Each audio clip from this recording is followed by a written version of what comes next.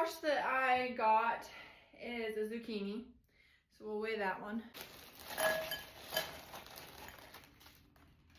14.4. So add that.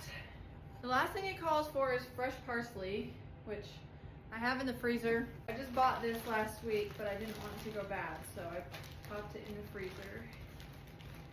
Now let's weigh this. 2.9. Throw this in the crock pot as well. I had some leftover rice from a meal prep and I just froze it into cubes. So I think we're gonna be able to fit a few cubes of this. That's pretty much everything that the recipe called for, besides a couple things that I can't afford or supplements or different things.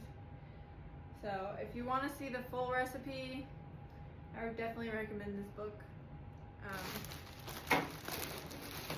And yeah, then added a couple, sometimes I try to add some extra things from my freezer and just fill that crock pot to the brim. So let's get it cooking. I just cook it on high because I don't have all day.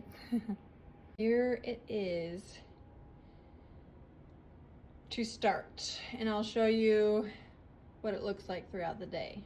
Looks like, based on my spreadsheet, this is going to be about 28 days worth of 200 calories, and it'll be about 5 ounces per meal. So if you're interested in how I do my spreadsheet, I can do a video on that, so let me know.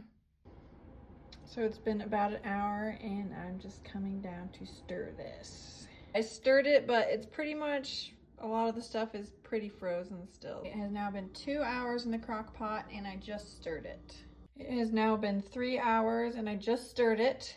It's been 4 hours and I just checked the temperature.